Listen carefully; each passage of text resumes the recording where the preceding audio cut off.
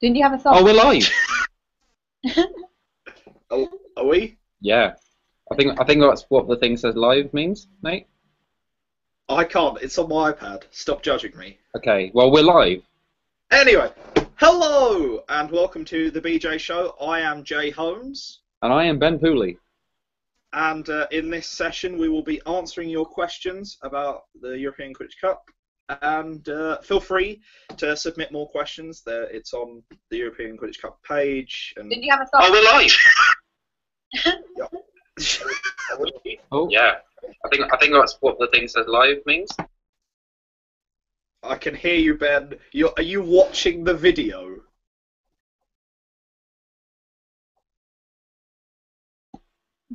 Sorry, I was just watching myself on the screen for some reason. So, should we start with the first question? Yeah, that's Okay, Which so one are you gonna the pick, mate? first question is anonymous, and it is, what are your thoughts on the Team UK squad? Any surprise inclusions or omissions? my general thoughts on the squad are, as someone who picks it, it's amazing. It's the best team ever. But no, like seriously though, I think it's the strongest collection of players in the country, really. Especially the first team. There's not much, I don't think, controversial picks in there. You've got every position covered. You've got everyone's willing to like tackle crazily good. So yeah, what about you? What about you, Jay? To be fair, I agree with this Team UK 100% more than I did last time. I completely agree with you. I think it is the top collection. Like, everyone there is someone that you'd happily play next to, and I do think it's a really good team.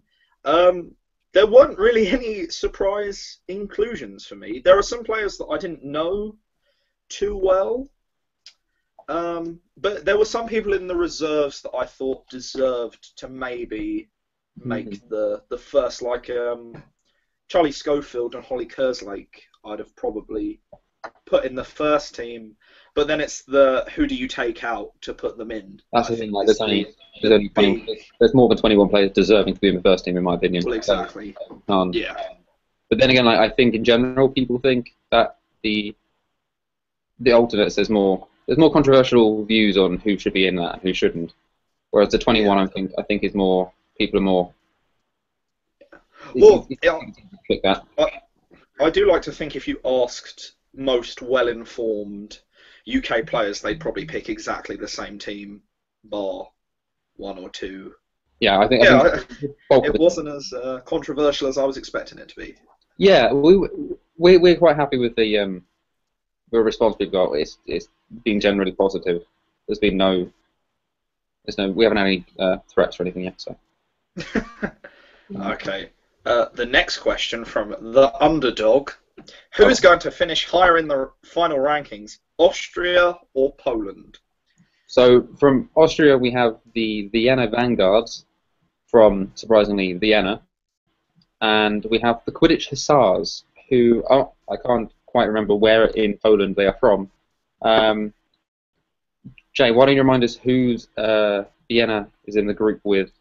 Are they in Group F? Okay, so in the group with Vienna is Group F. They have the Black Forest Bowtruckles, the Falmouth Falcons, the Vienna Vanguards, and the Lyon Crookshanks. Now that is quite a tough group. Yes. You've got Falmouth, who have had a consistent showing all season in the UK, and then Lyon, who got narrowly beaten, it was quite a close game against the Turkish team in the third place playoff at Toulouse. I'm not sure where they came in the French Cup, but I know they had a strong showing in Toulouse. So those two are probably my favourites in the group. Well, the Quidditch Hussars have Dodos and Paris Frog, so it's not going to be an easy ride for them either. And Quidlings, like the fact that you can say arguably the weakest team they have to face is Quidlings, who are not weak. It's a bit worrying for Quidditch Hussars. But the Vienna, I do know for a fact, is taking a full 21, with a surprisingly large number of females in the team. I believe it's 15. I might be mistaken. In that group, them versus Black Forest Bowtruckles could be a really good game, because I believe both teams are of equal like experience from what I've heard. So that could be a super close place fight for third place. Excellent. Okay, so lowest amount of UK teams that will make the upper bracket, highest amount that you think are semi-likely. I think every UK team has a chance. Yes. There's no teams where I'm like, yeah, you're not in. Sorry. I think London we have Chimeras in our group, so I think Chimeras will in that group. But then us versus Torino and North Sea Nargles, I think those 3 games could go either way. We could beat each other. We could win both games. We could lose both games. Like we're confident, but there's definitely a likelihood of us losing. So I think we're one of the UK teams who are least likely to go through. I'd say. Yeah. Based on the rest. Yeah. Well, Southampton and Chimeras are the ones you're gonna pitch to go the furthest. But I do think if like teams like London and Falmouth are lucky, then they could really go far in the competition. But yeah, I think I can't really think of any of the UK teams. Quidlings might struggle to get third group with Dodos and Frog. I think they also have us and them have the toughest draw in the group stage. Everyone else has a fairly kind draw with maybe one team who's stronger than them or around their level, but a lot of the UK teams are kind of first or second best in their group. Okay. Predictions for the most adorable team at EQC. Oh, that's an adorable team. See, I've met a few of the European teams, not loads of them.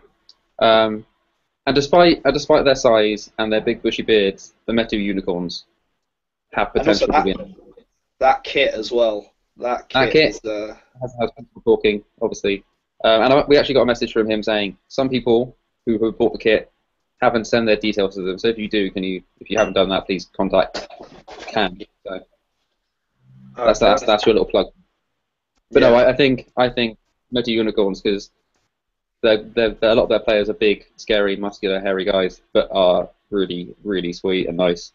So I think they could surprise people. What about you, Jay? Who's the most adorable team for you, do you think? I'm just looking.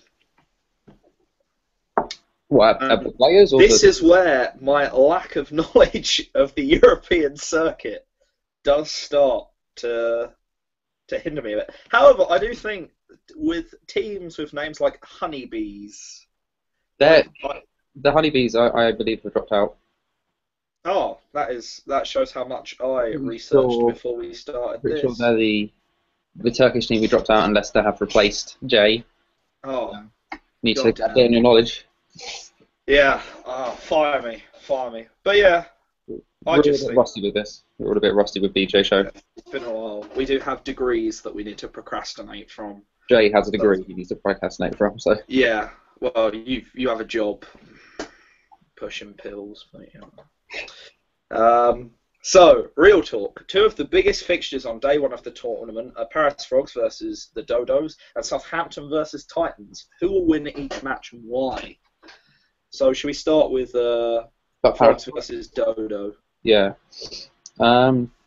This is a tough one because Frogs, I haven't seen much of them myself, but they came first at the French Cup. Yeah. Having beaten on Snitch Catch Titans, who I have seen play, and Titans are mightily impressive. So if Frog have the ability to beat Titans, I don't know how strong a team that was at the time, but if they have the ability to beat Titans, then they could be a real shock. But then again, I've seen a video of Dodos playing, and I've played against some of their players. They've got some incredible talent. Like they're incredibly athletic and skillful as well, and dedicated. They're quite a young team from what I know, but that should be an incredible game to watch. And I think Frogs are favourites. Yeah. I wouldn't be surprised if Dodos win. Do you think it will be on the Snitch Catch then? I think it'll go down to swim. Yeah, and I would say Frog will be up on Quaffle. But it will definitely be close. That's what I think. Cool. And Southampton versus Titans, arguably one of the biggest games of. I think it's the best guaranteed game we're getting. Like, Yeah, definitely, definitely. um, But it's yeah, having seen I've seen Titans. They beat Quirks in the Toulouse final, and they've just got. And I've played against them as well, and they've got passing so fluid. They've got the physicality when needed. They don't really do it unnecessarily. They're a bit lax on the rules and some of the tackling, so they pick up a few cards, which with the EQC suspension system could prove an issue for them later on in the tournament. But it shouldn't be too much of an issue in this stage. But Southampton have obviously proven their worth being Chimeras. UK champions. So UK champions. I think the longer the game goes on, the more chance Titans have of winning. Yeah. So I think they've got the stamina and the strength to outplay Southampton. But if Southampton get in there quick with some nice counter attacks, they've got some quick players which Titans don't have as much of. The big clash I'm looking to see is Albert from Titans against the keepers of Southampton, especially Frenchie, Vince, and Ollie Craig as well. Yeah, definitely.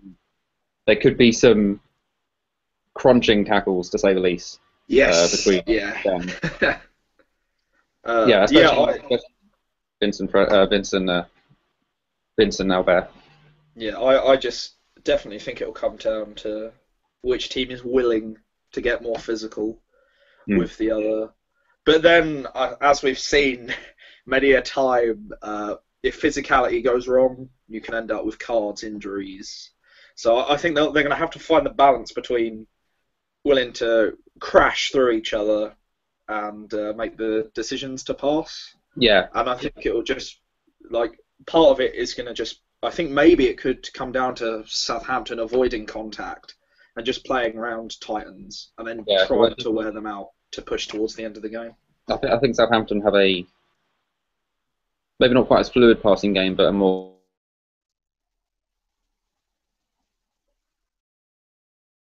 they know what they're doing and they never hardly mess it up. Yeah. But Southampton, they might not know how to cope with people doing that to them because I think they might be used to dominating quite a bit in the French divisions. But what do you think of because when are they playing? Is it the first, second, or third game? No idea. Absolutely none. Great journalism, work there, Jay. If they're playing first game, that could majorly hamper both teams' chances of progressing. Yeah. With injuries and cards. But if it's a late game, that also could hamper them in the second round. So say it's going into the game and they both have 2 wins, and say Southampton win, they could pick up some bad cards, and that could mean they're weakened for the game against them. Reffing. I think reffing is going to be a huge influence on the tournament as a whole, because there are going to be some European teams that are used to more lenient reffing.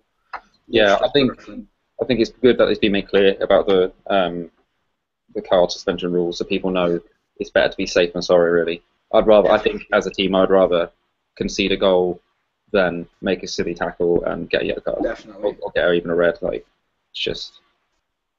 What's the next question, Joseph?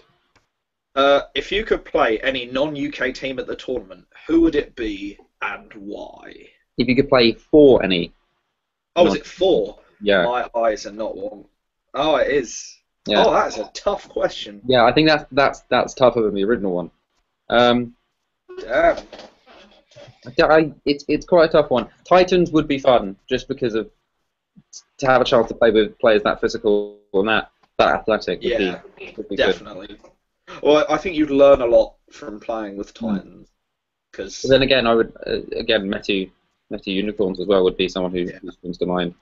But then I love to play with one of the newer teams to see how they play. Yeah. One of the German teams maybe, or even Vienna or.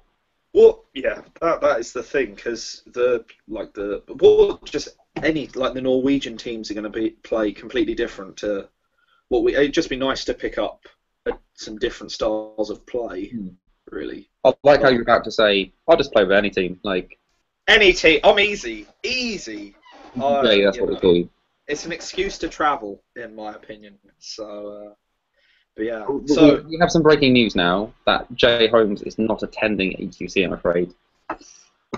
He was going to be going down as a volunteer, but he's sorry to break mad everyone's. commentary. Yeah. Well, It it's turns out break the heart. Wales is quite far away from literally anywhere else in the UK. If you want to donate money to get him down there, Yes.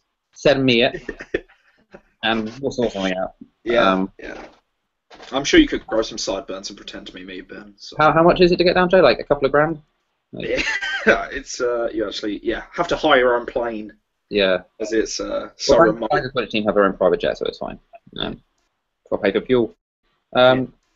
Next question. I don't know how much you can say on it, Ben.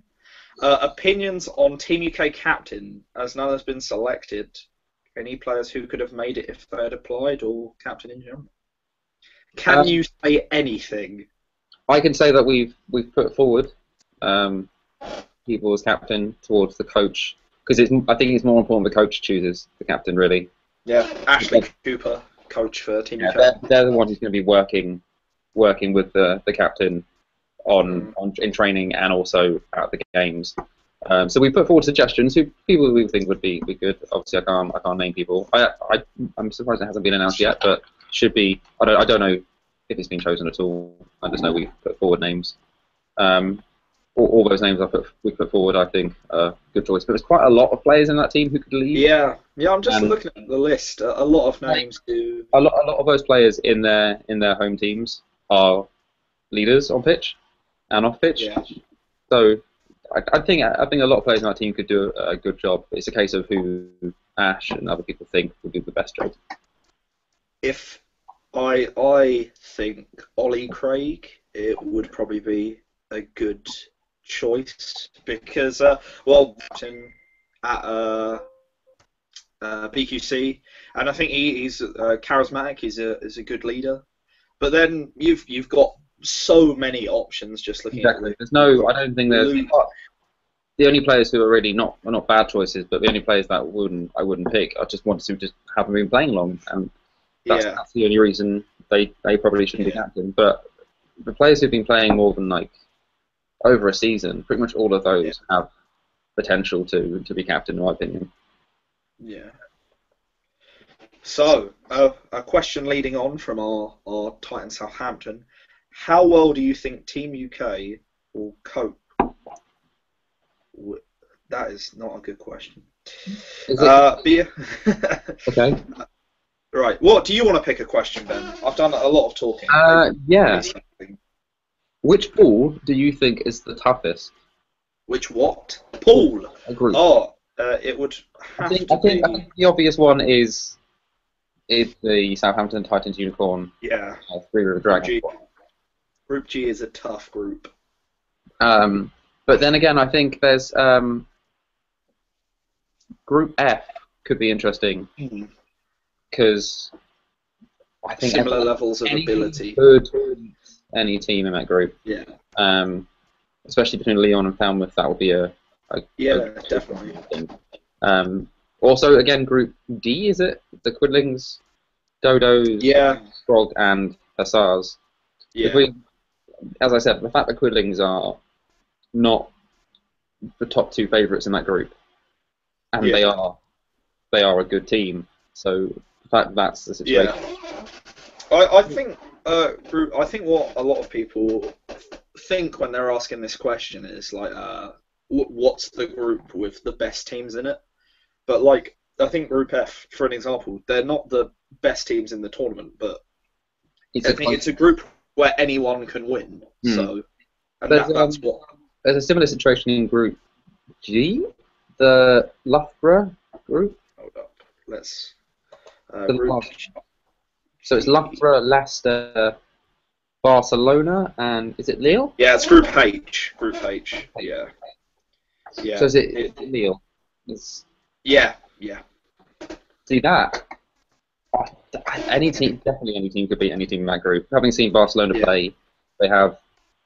From what I've heard, at past tournaments, they're quite inconsistent. Sometimes they're very good. Sometimes they're not quite as they desire. But I saw them in Toulouse, and they played a very good defensive game. Their attack was left a bit to be desired, but their defense was limiting teams to not many goals. So them versus like a team like Loughborough. So this is actually a group where I've actually seen all the teams play, which is surprising. I saw Lille play a little bit in Toulouse as well, and they were one of the typical example of one of the French teams who are maybe drawing quite a lot of fouls. Not necessarily bad conduct, just didn't maybe know rules as well. Just like missed time tackles and things like that. So that could end badly for them. But realistically, I think any team could win that group. I think Loughborough are favourites. Yes. But I wouldn't be surprised if Loughborough don't qualify from that. So, what are your predictions, Ben, for the top 5 teams of EQC? Not necessarily picking a winner. But what teams do you think will be floating around in that top 5? I think the easiest way to do this is to pick who you think will make the semis. Yeah. Because obviously it depends on draw. Because the teams we pick may face each other in the round. Or something. But I think you have to go for, based on just how good they are, Titans, Southampton, Chimeras, and possibly Dodos. With Frog and Dodos, basically whoever wins that group, I think will be there. But again, if 2 of those teams, if a Titan come up against a Dodos or Chimeras play Southampton in the quarters, exactly. You've obviously eliminated one of the contenders. Well, that's the thing. If it goes bad for the UK, we could just end up with just a poor show. It could be like hopefully that won't happen, but But it could definitely be like the Champions League with no UK teams getting to the quarterfinals. Exactly. Okay, so the most important prediction: who do you think will get the most quid crushes after EQC? Okay, there's a few strong contenders for this. Based on who we've been getting them a lot in the past, you've got our great friend Sandra. Yeah, she's got 1 or 2 quid crushes from she's got quite a few. What I've seen. Then you've got the Queen of Quid Crush, as London call her, Ellie Iron. I believe that's how you pronounce her name. Probably gonna get lots of Norwegians sending me angry letters now. Ellie Owen, I'm just gonna call her. Then you've got Brienne of Tarth herself, Fiona Howard, who's a Quid Crush magnet, I believe is the term. But I don't. I think there'll be a lot of. I think people will just discover players on other teams who they've never met before. From around Europe, and then there'll be someone who no one ever has heard of who will get a bazillion quid crushes. Just I think out of nowhere, be Mr. Photo or Mrs. Photogenic, and just have every Quidditch photo will be amazing of them. Everyone will fall in love. There'll be proposals in the centre, and then Vienna should get some for their kit. Having a look, that's pretty cool. That's a good segue, my friend. Onto black and orange kit. No, it was going to be who. What do you think the best Quidditch kits are from EQC? I think unicorns have got to be in there, just because it's. Yeah, I think that's it's so bold. Is the. I think it's a very. Well, I've heard from a lot of people. It's like a Marmite kit. You either incredibly love it or you're just done with it. But I think 90% of people. I think something we kind of, as a sport, need to decide is: are we going for kits that are sports kits, or are we going for Quidditch kits? Because Nottingham's and unicorns, they're fun. They're what you would call a Quidditch kit. They're not taking themselves they're cool, but they're not generic. Whereas Bangor, for example, that's a sports kit. It's like a rugby kit, and I think it will get to the point where teams will make that choice between whether they have a Quidditchy kit or whether they go for a more a generic look. But I quite like not to push your own team. Push my own team, but we do have new kits. Hopefully, on the way. And there's quite a few teams who I know have new kits for EQC. Yeah. Quite a few of the Belgian and Dutch teams have very nice kits. Brussels Quaffles, particularly bold choice in colours. Very bold choice, but I think there's one team who didn't make it, unfortunately, to EQC, whose kit I do genuinely love, which is I'm going to butcher this so badly. Well, the first word, Lutheran Leprechauns. They have it's like a clover on the thing. One side's green, one side's red, and then it's green and red. So it's like yeah, that makes sense. Yeah. It's very simple. It's very nice. So that doesn't answer the question because they're not EQC, but who cares? Yeah. Titans. A lot of people like Titans kit. Yeah, and they don't swap from what I've heard. Which no, but I believe Mr. Luke Twist and Jan Polish got some kits saying just married. One kit said just, one kit said married. For them to lose. Will you be swapping your shirt, Ben? That's gonna be. Well, I've ordered a Titans kit myself. Oh, right. I've also ordered a Unicorns kit and a Leon kit. I am a kit whore. Yeah, it's spending your money wisely, Ben. Yes, so wisely. Okay, this is now a public service announcement this is a question submitted from, I'm quoting here, Amy fucking Maidland. Yo, cool kids. Again, I'm quoting. Remind people that there are 2 days left to apply for president. So yeah, just, I don't know, apply for president. Yeah, go for it. Are you applying for president? No. This is president of Quidditch UK, not the world. To be fair, I think I'd probably have more chance at getting president of the world than I would president of QUK. There's people that I think should run for it, and I think there are people now that are running for it. And yeah, I think the next president will be a good one, but you should definitely apply. But it's a big commitment. It's something to bear in mind if you are thinking of applying. Like it's a lot of work and a lot of people shouting things at you, and it's a lot of pressure. But you know that's the price you pay. If you're committed, then I definitely recommend you run for it. Ben, do you know anyone who is running for it? I don't know if I'm allowed to say if people have been running for it. Okay. Mel, how about you?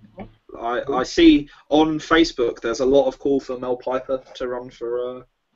Well, I'm pretty sure she has. So yeah, that's the one I wasn't sure about. So you just basically said it for me. Thanks, Jay. Yeah. You're now in trouble. But yeah, hopefully it'll be there'll be some good entries. So here's a question from #Quirks for Life. Okay. Where would Quirks finish if they were to play in EQC? Well, I think the important thing to note here is they're not, so who really cares? But yeah, bottom probably. If hypothetically they were ever good enough to get into EQC, the elite competition in European teams, depends on their group. If they got a team full of a group full of teams who never really played before, they would still lose. So I don't think that's really. Moving swiftly on. You can tell I'm not working.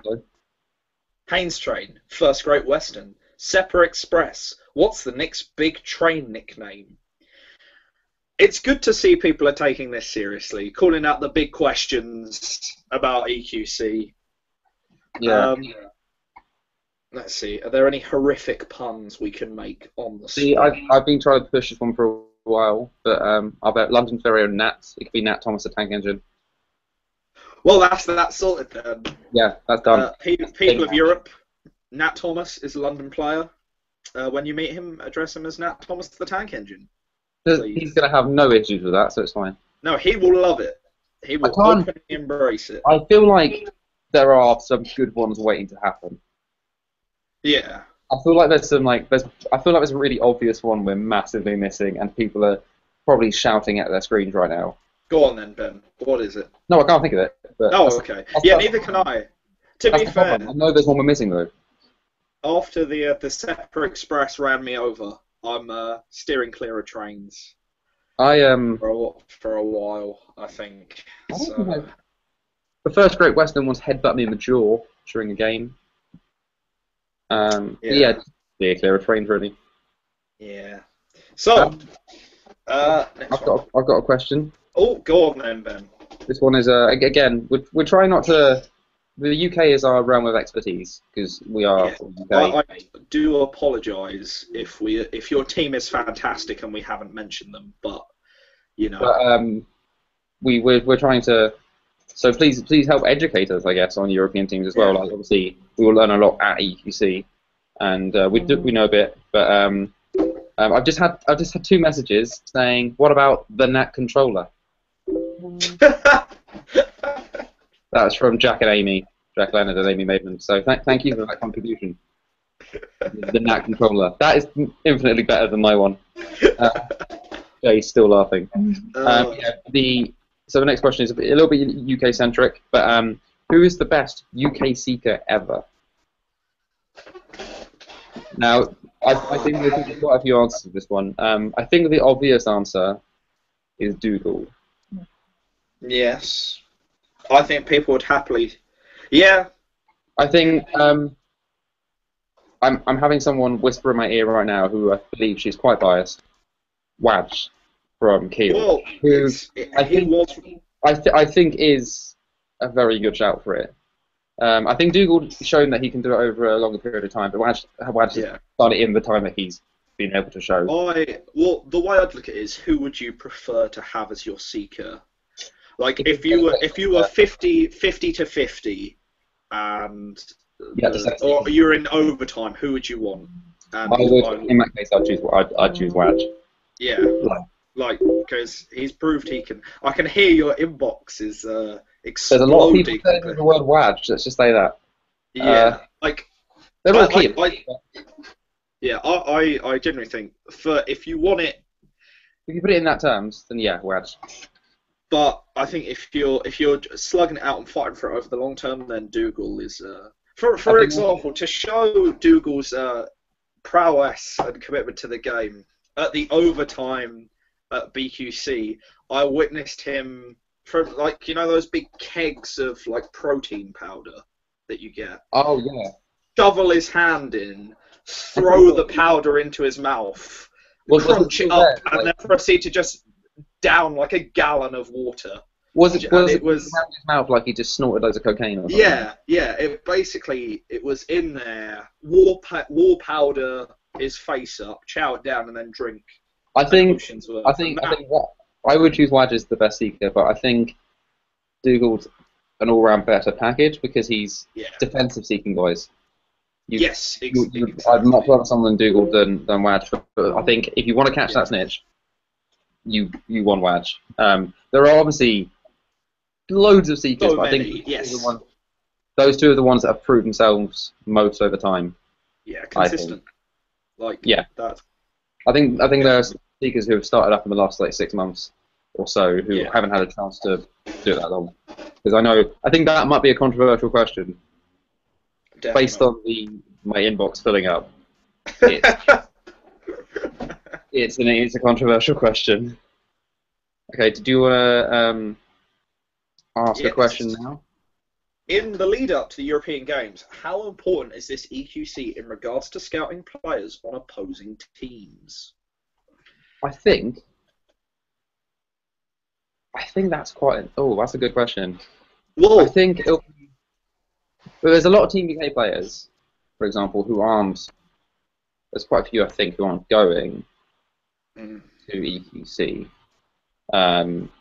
Banger, one of them, Andrew Hole being one of the bigger mission from it. So there's a lot of talent who aren't going to EQC who are going to European Games. But I think that's not the case for other countries. I think a lot of their talent is because last year in the UK we had pretty much the best players in the country were focused on a few teams. Now it's way more spread out. And I think where some countries have all their talent in a few teams, some have all their kind of talent spread out. So I think Belgium will be a good one to be able to scout because they've got quite a few teams, so you get to see people play with different partnerships. There's quite a few Brussels players, I believe. Obviously they haven't announced it, but Team France has been announced, so we can watch out for those players. Definitely. I think they'll get a good chance of scouting us as well. It's going to be Excellent. interesting to see styles of play, I think, from different countries. Well, yeah, like if we see Titans play and they have a tactic that's been staring us in the face that none of us have picked up, that could be your way in. Because I think most UK teams try and play like the best team in their country, so it will definitely be a good way to see the play styles of other countries. Yeah, because I think the ones that, yeah, as you said, the best teams in each country will probably be emulated. Yes. Okay. Oh, what what do you think about women in Quidditch? Which features can help them? For example, long ponytail attack. Haha, I know it's against the rules. Well, I think maybe despite the fact, it's which feature can help women in Quidditch? And what you're good at, your best feature, and just play on that. Yeah, I don't think there's Yeah, it's not just women; it's any player. like there's women and non-binary people and male people who are good at being strong. There's ones who are good at being fast. Like that's. I don't think you want to shoehorn yourself into. Well, if I'm not good at this, then I'm not good at all. Because you don't have to be a big player to be fantastic. You could be. I think the big difference currently between men and women in Quidditch is women are wholly underestimated. You definitely completely agree. And while that shouldn't be the case in the slightest, it does work in their favour currently because it means they can smash people and they don't expect it. So yeah, definitely. Yeah. Jay, can you say hi to someone's mum? She's watching us apparently. Yes, no name, but hello to your mother. I hope she's having a pleasant evening. Happy birthdays. Yes. Okay, so Ben from @Squirrels, you'll be playing. Sorry, Jay. Who are you most looking forward to playing? Oh, okay. In my group, I've played Chimera so many times. It's just boring now. Played them. This is like fourth or fifth time I've played them this season. So that's.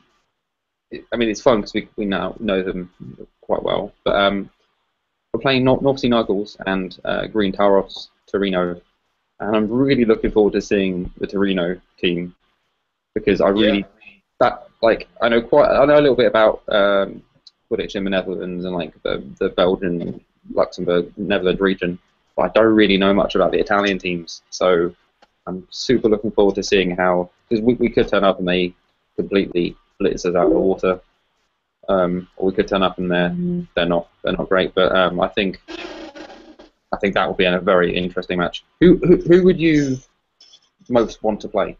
If you were going. Not necessarily because like you'll win, but just because it'll be the best game. Like you'll either learn the most or be the most fun.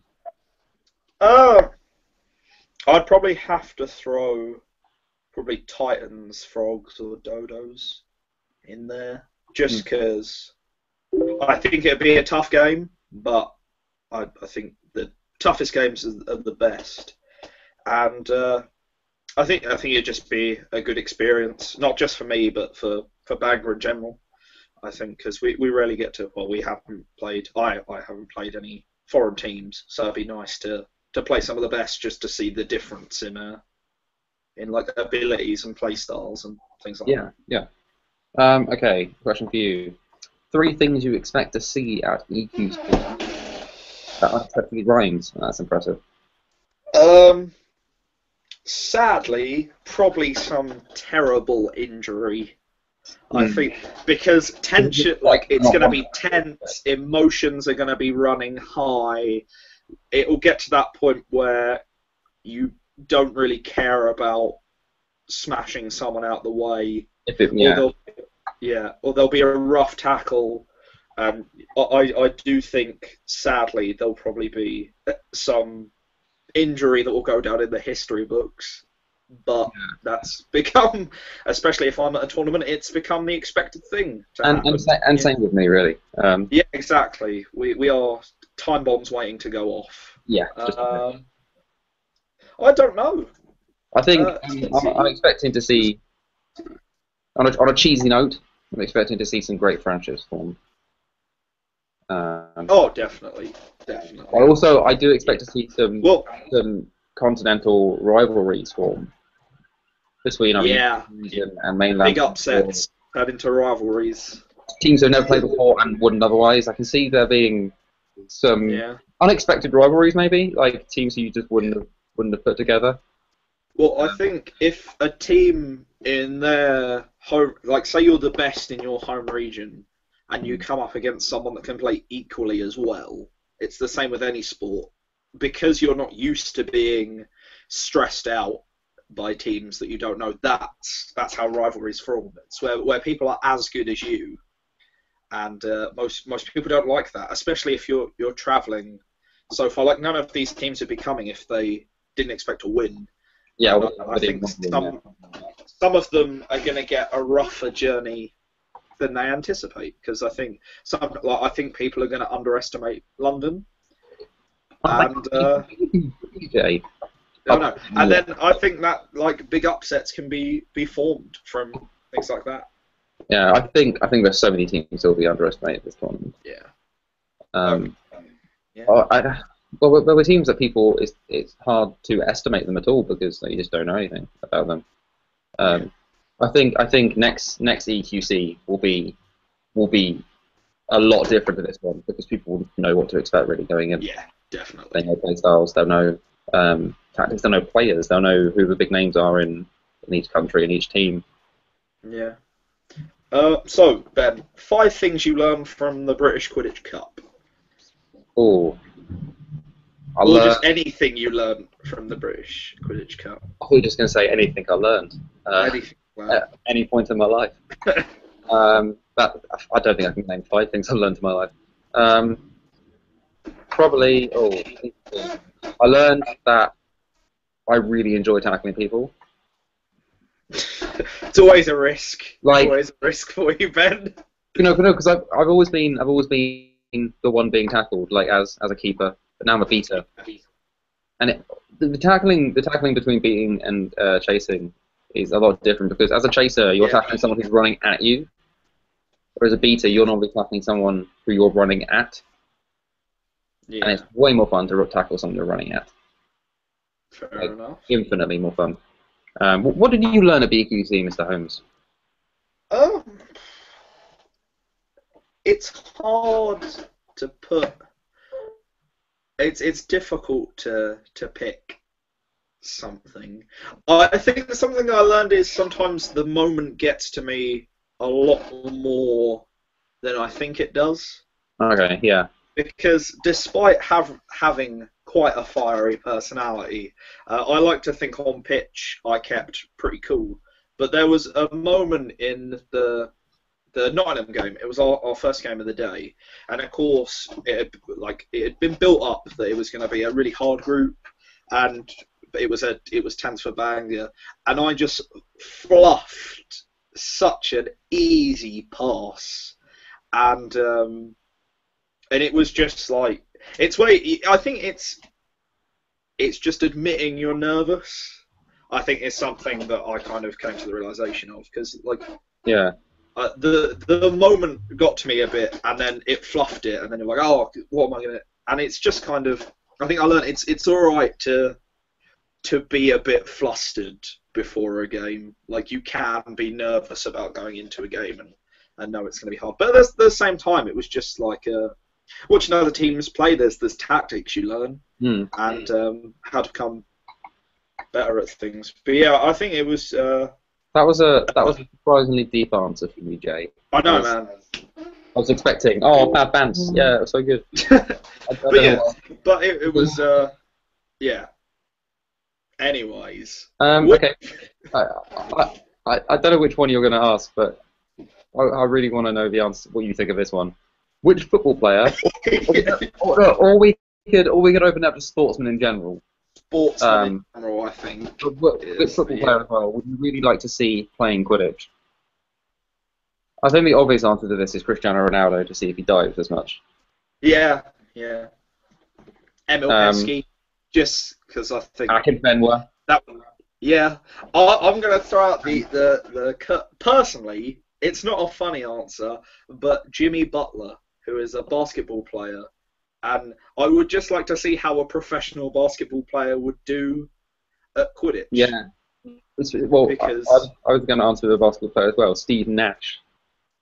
Oh, Steve Nash would be. Who, if anyone irritating.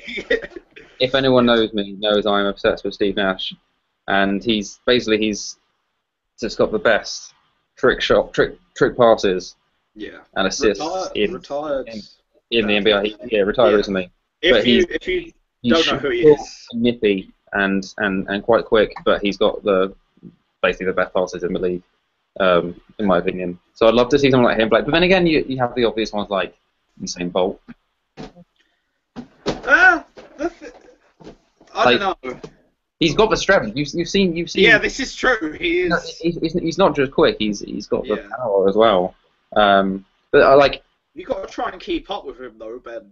I'd love to see some darts players play. That'd be fun. Bit of Andy. Phil Taylor. The jewelry. Yeah. Phil Taylor bombing down the wing. You know. Bomb. I don't think. Well, someone's just pointed out to me, we already do have a famous sportsman playing. We have Novak Djokovic captaining the Quidlings. This is true. Novak Djokovic captaining the Quidlings. Yeah. Oh. Oh no! Some people say Novak Djokovic. Some people say Thibaut Courtois from Chelsea. Both are valid things to see with him jumping this way. So I'm interested to see what you say to this one. Which players? Okay, I'm actually going to find it so I don't get it wrong. Where is it? Former players that you wish were playing at EQC. Players because London's got a lot. We've got. I was going to say personally, I don't really know that many people that have left the sport. Like, I would enjoy seeing Elizabeth play for Chimeras. I'm pretty sure she's playing for the Norwegian team. Yeah.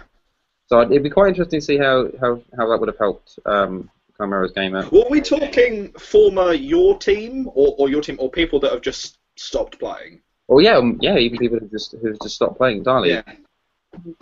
I don't know. It would. I think it would be nice to play with Haynes and Sally again. That's a good point. Just to see the difference, but just like I'd love to play with Banter again. Yeah. But I think this will be the question for maybe next year, because I think next year we have so many people leaving the community. Transferring and like starting, maybe starting new teams. Yeah, like I just got a message from Tom Norton. Wad's return. He needs to come back. Well, there's been a lot of love for Wadge, I must say.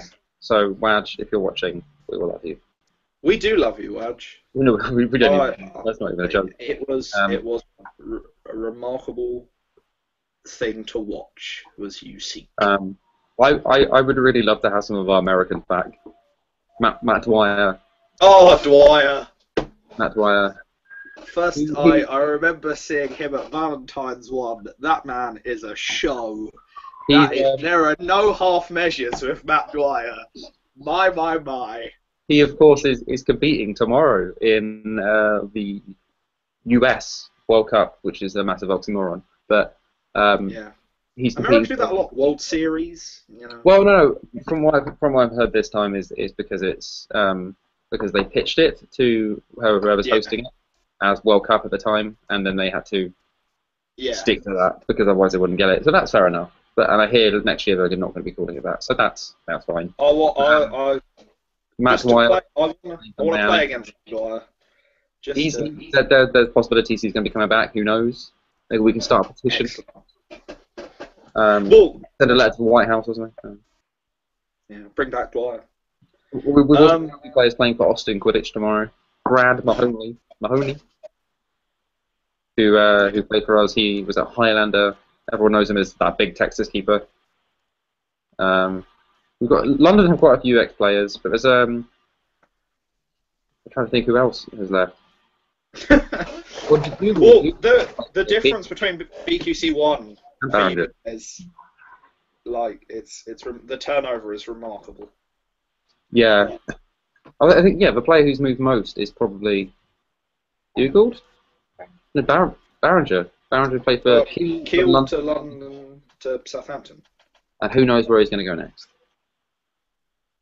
I'm gonna guess Canterbury. Yeah. Well, no, I am pretty certain that Barringer is moving to Cambridge next year. Oh.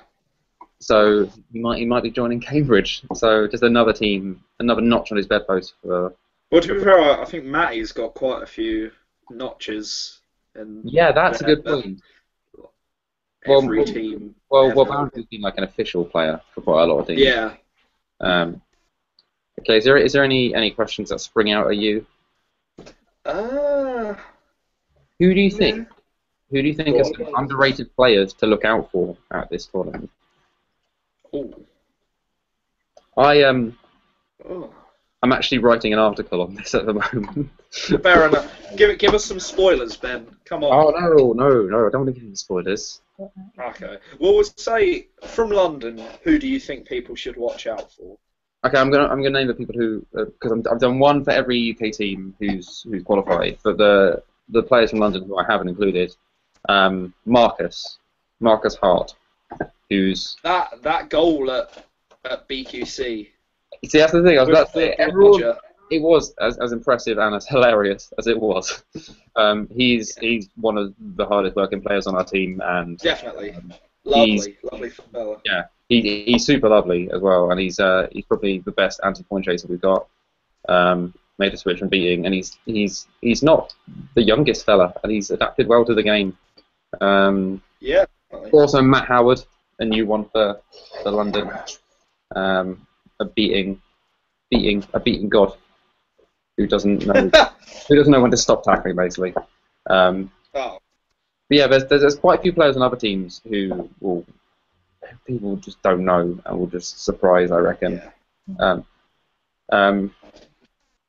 There's a few players as well who won't be there who would impress, like John Benest from Kiel, sadly not attending. Yeah. John Benet, I've been told. My awful pronunciation. Yeah, there's quite a lot of players to look out for. There's quite a good question here, unless you have any underrated players. No, I think we're just about to point out the same question. So go ahead. Which non-snitch would you most like to see snitching? This is a very good question. I like this. This is a tough one because everyone I think of already does. Does anyone not snitch in the country anymore? Personally, I would like to see Andrew Hull snitch. That I'm surprised he hasn't. Yeah, too lazy. I just had a shout from my left hand side of Chris Lawrence. Charlie Schofield. Charlie Schofield and Chris Lawrence, basically former players from my Merc teams, would be the best. Yeah. I was going to say I would love to see Jesus, James Burnett. Oh. James Burnett himself. Yeah. I'm trying to think who would be the from Derby. I would probably think would be quite good.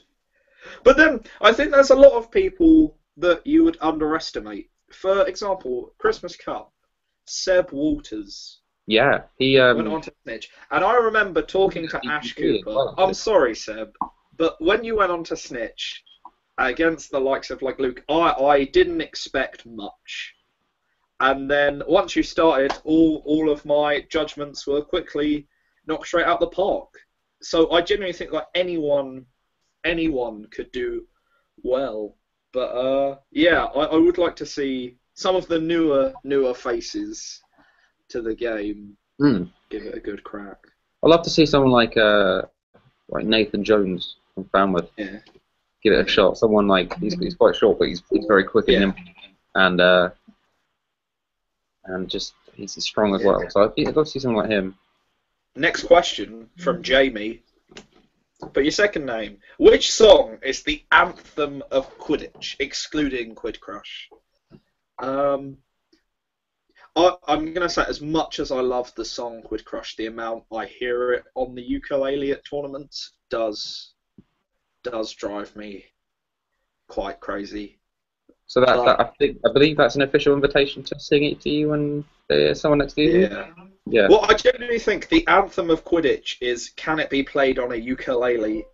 If so, then yeah. Well, I think the true anthem of Quidditch, which is actually not out yet, is mine and Jay's mixtape. Yeah. Sometime soon. Coming to a HMV near you. Do they still exist? Huh? Do HMVs still exist? HMVs? Yeah, I'm sure there's one or two dotted about.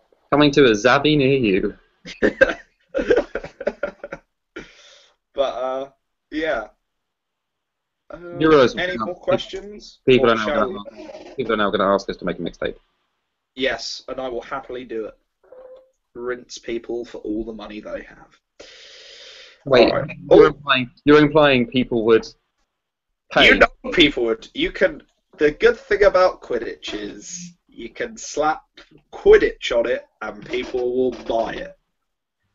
Quidditch mixtape? Yeah. Pick a dream starting 6, not just skill-based. Fun and hilarious starting 6. Well, that's us two in it straight away. Times 3? Just... Huh? 3 of me, 3 of you? Yeah. Done. Don't need a seeker. No, I'm trying to think who would be a fun and hilarious starting 6. I think we have to include each other. Us two. Probably Matthew Gunzel. Just for ridiculousness. I have witnessed a game where he has ran up to someone and said, "Don't tackle me, I'm Matthew Gunzel," and they haven't tackled him. So I think you've got to admire the balls That's there. a whole new level of not respect for him after that. Yeah. I really don't know. I don't want to offend anyone. Yeah, we'll move on. Okay, not Luke Twist. That's what I'm going to say. Yeah, basically. 3 song titles from your mixtape from Jamie Cash. There's Every Day I'm Quaffling. That's that's up there. There's got to be some injury-based one. You can literally see the cog whirring in your head, mate. Yeah. Smoke's going to come out your ear in a sec. There's a light bulb just trying its hardest. You might want to turn it on and on. Turn it on and off. Yeah. Oh, here. Predictions for EQC MVP. I think if Titans, if they play as well as they did at Toulouse, Albert from Titans, their keeper has a very good shot at getting that title. Obviously, it depends how many games you play. Like, if you don't get that far, but you're an amazing player, like you might not get the record. Exactly. When you play 4 games. We have been instructed to wrap it up. Okay. I was going to just quickly answer the BQC MVP. We've been asked to decide. And this is official. Quidditch UK have asked us to. Is it? And we've decided to give a joint award, which is me and Jay. Just passion, glory, skill. Yeah. You've got both positions represented. There's only 2. Whatever position Jay plays nowadays, and me. So yeah, this is us wrapping it up nice and professionally. Okay. Shall we end? Should we have one final question? Oh, I just got a message from Luke going, "Oh, I'm not actually telling you to wrap it up." Yeah, we have. So, to be fair, looking at the submissions, it is just Jamie Cash. So I think Jamie Cash may be our one remaining viewer. Thank you, Jamie Cash, for holding on through whatever this nonsense. Whatever this is. But yeah, do you want to end? We were suggested a dance-off happen. And I'm just gonna outright say no. Fair enough. I will. We've got another question.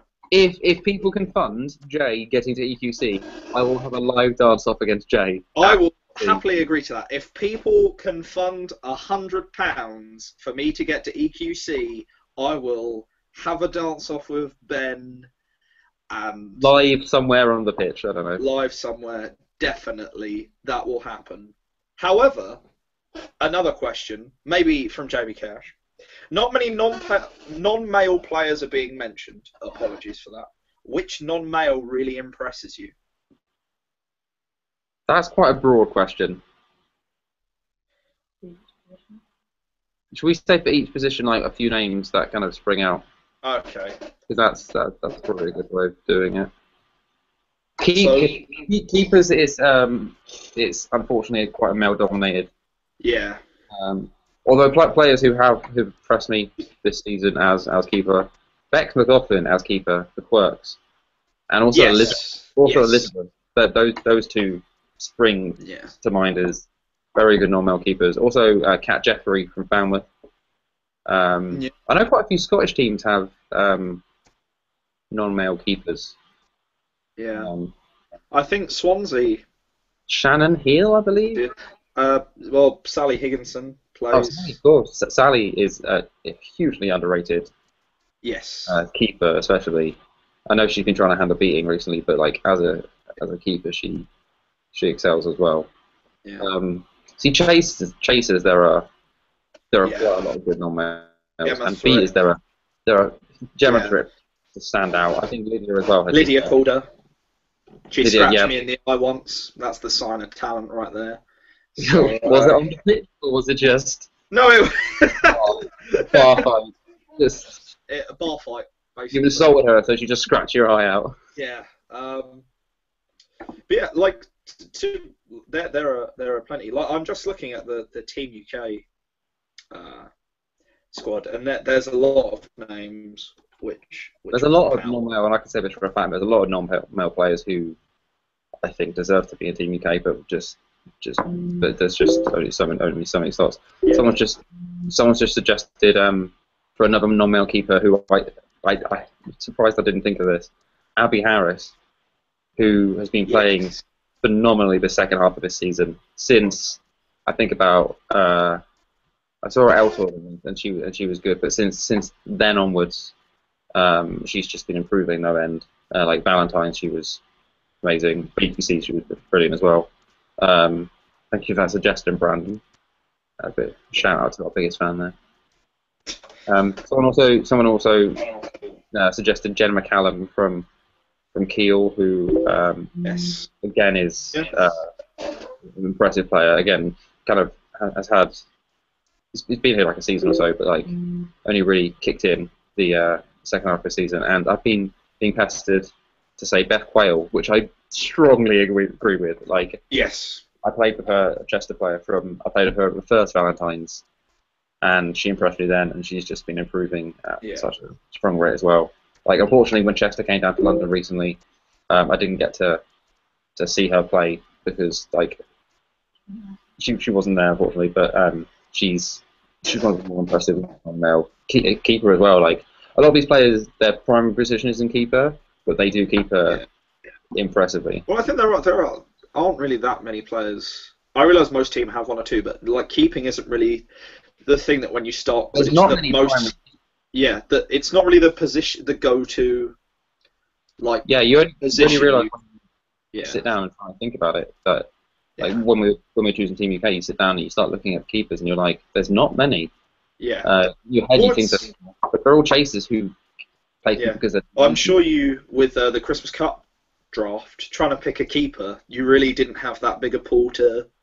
Yeah, I think me and you both benefited majorly from being keepers ourselves. That's one less keeper needed. But the pool, I was lucky to pick up Chris Lawrence and unfortunately Andy Cook have got the keeping, but unfortunately injured. Yeah. But no, I think keeping something that I think will develop massively, because at the moment a lot of teams use it as a fourth chaser.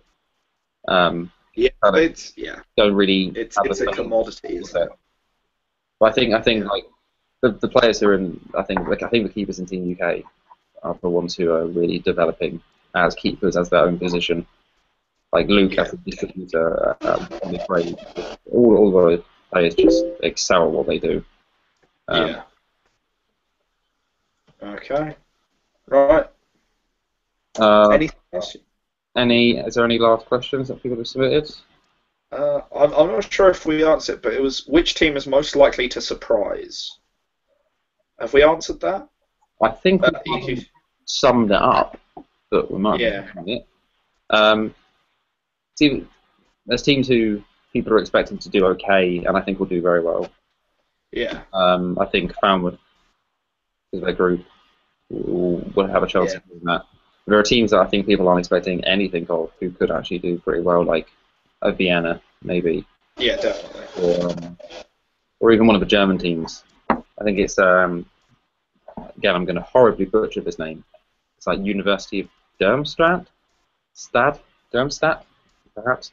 That's what they're called now, so we'll just say. They're in Group E, I think.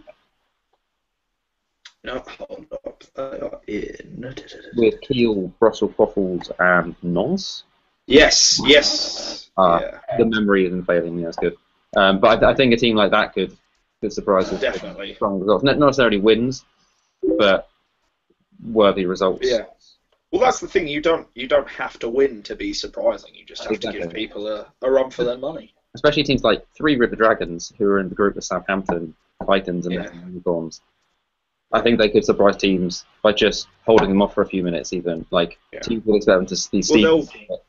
They'll be the teams people underestimate, and then those teams can really, because we see it every tournament. There's always that one team who's that like, people say, they're a soft win, and then bang. And I think maybe going into BQC, maybe people thought Falmouth was going to be one that wasn't too. Warwick again, someone just mentioned, like they came out of nowhere and nearly beat Kiel in overtime. And I know people thought they were good before, but they proved it massively. But there'll be teams like that who people think will kind of maybe third in their group, but could qualify. I think we should wrap it up there. We'll wrap it up. Okay. Well, if you have suffered the whole hour and 7 minutes that this has happened for, then thank you very much. I'm so sorry if anyone has watched it. Yeah, we hope you enjoyed it, and if you found it teensy bit entertaining, then we've done our job. How else? Give us a like on Facebook at The BJ Show. I think that's our name. Do it. It's The BJ Show. It's a picture of us two in vests. It's pretty difficult to. That sounds really weird. To miss, if there's any reason to like it just for the pictures. But yeah, thank you very much for watching. If you want to see more of this, I don't know. What's wrong with you? If you would like us to make more content for some send reason, Luke Twist lots of private messages. Just pester Quidditch You Can Luke Twist to get us to do more things. And what would you like to see them do as well? If you do want to see them, a podcast, a video series, live shows in your house. I don't know what you want from us. Yeah, dance off, rap battles, anything. Just give us suggestions. Yeah. Cool. But yeah, thank you very much for your submissions. I've been Ben Pooley. And I've been Jay Holmes. And have a lovely evening. Have a lovely evening. Okay. Bye. Bye. How do we